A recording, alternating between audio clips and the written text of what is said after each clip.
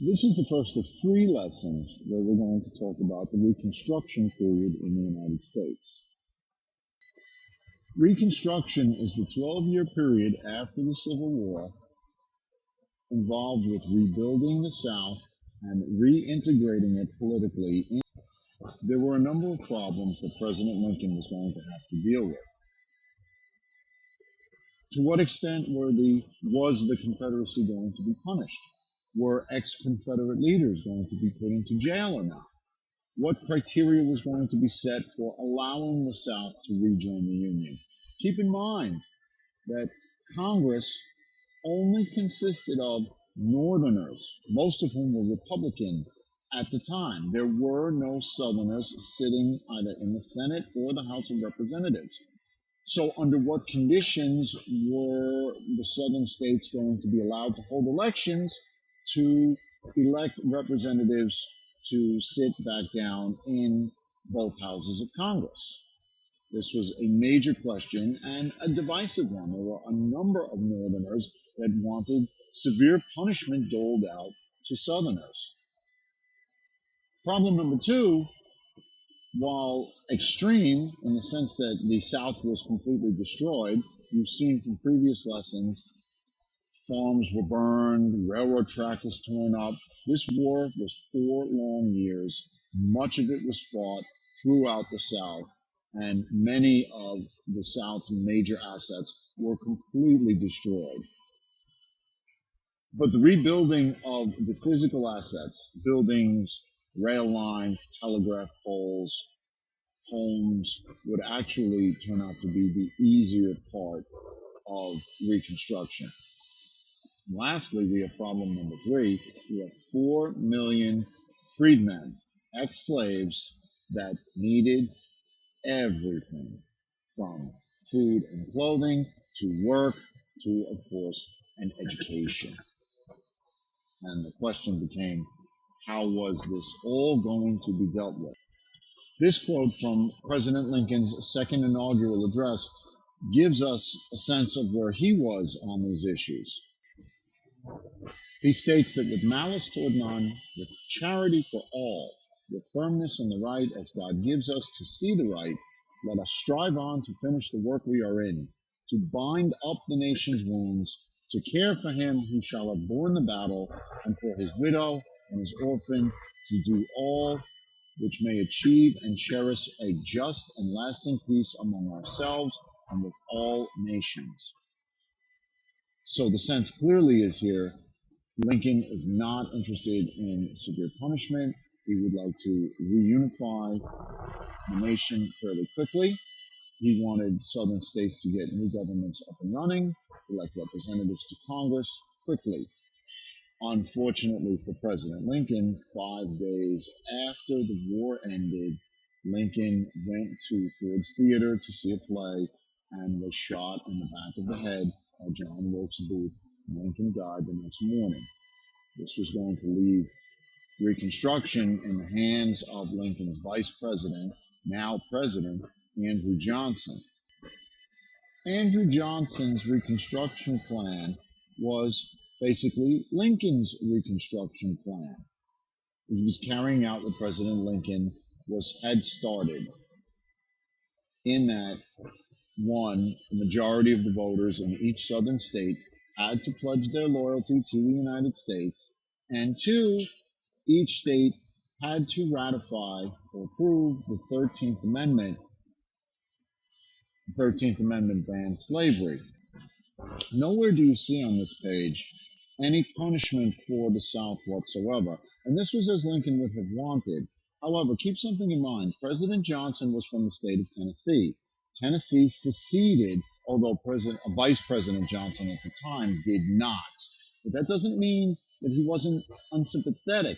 He was a Southerner and understood white Southern concerns.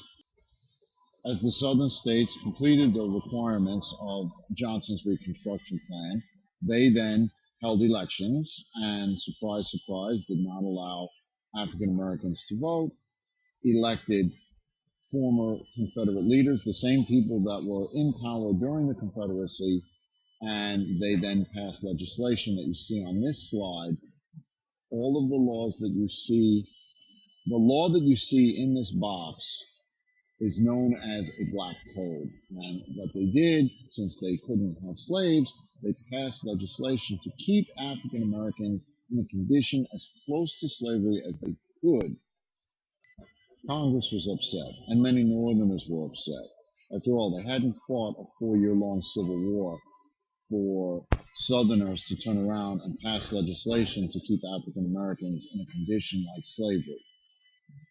But what really sent Congress over the edge, so to speak, was when the newly elected Southern senators and Southern representatives tried to take their seats in Congress, and the Northerners sitting in Congress realized that this was the ex-Confederate leadership that had gotten elected to the Senate and to the House and were about to take their seats, that they absolutely refused to allow this to happen. Congress was livid.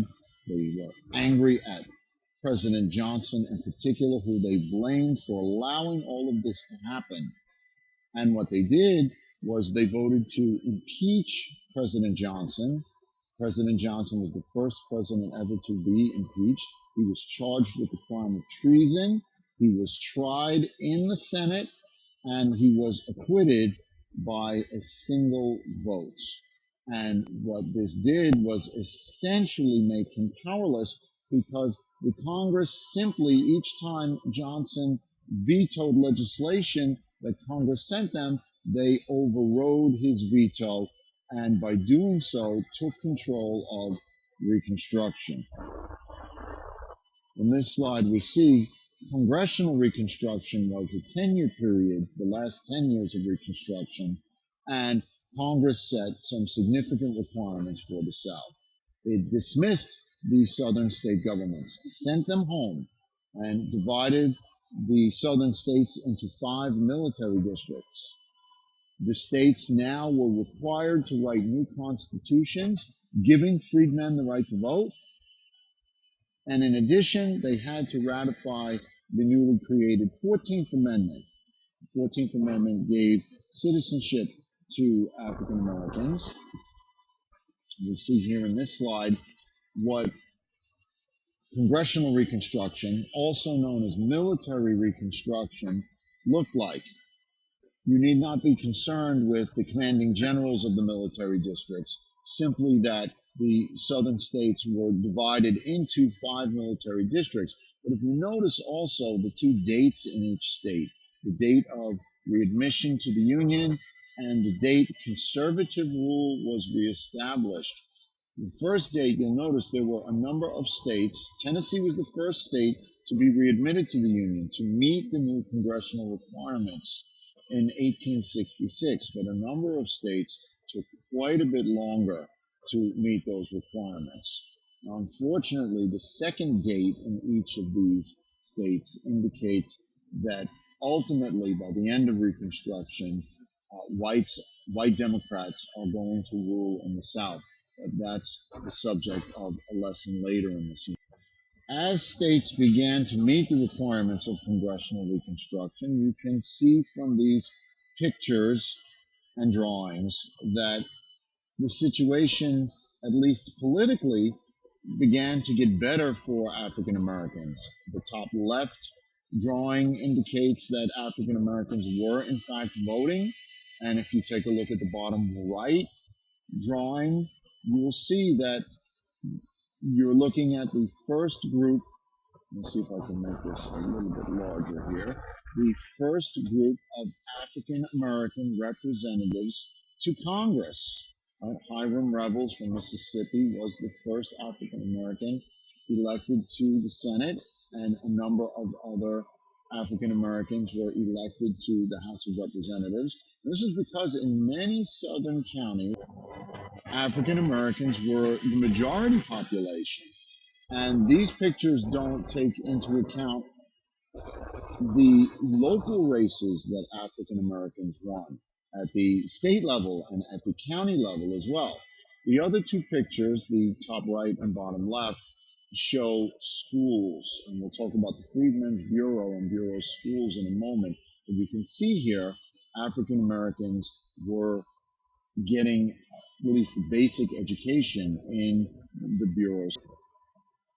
The Freedmen's Bureau was actually created by President Lincoln before the war ended as an agency, and if you can see here, it provided a number of things for the freedmen: food, clothing, medical supplies. But its biggest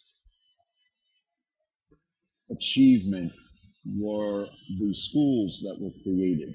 And you can see here it educated over 250,000 freedmen throughout the southern states.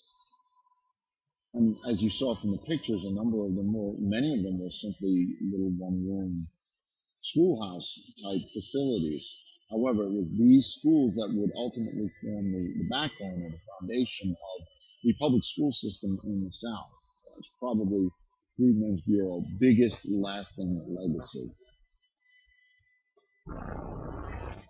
So then, to summarize, we know that President Lincoln wanted the nation reunited quickly. Of course, there were a number of problems that he was going to have on his plate, but as we know, passed away 5 days after the war. I should say was assassinated 5 days after the war, putting Reconstruction in the hands of President Johnson, who allowed southern states to elect former Confederate leaders, and that leadership in turn passed the Black Codes, which we know infuriated Congress, who then, on top of impeaching the president, took control of Reconstruction, which required southern states to allow African American men to vote.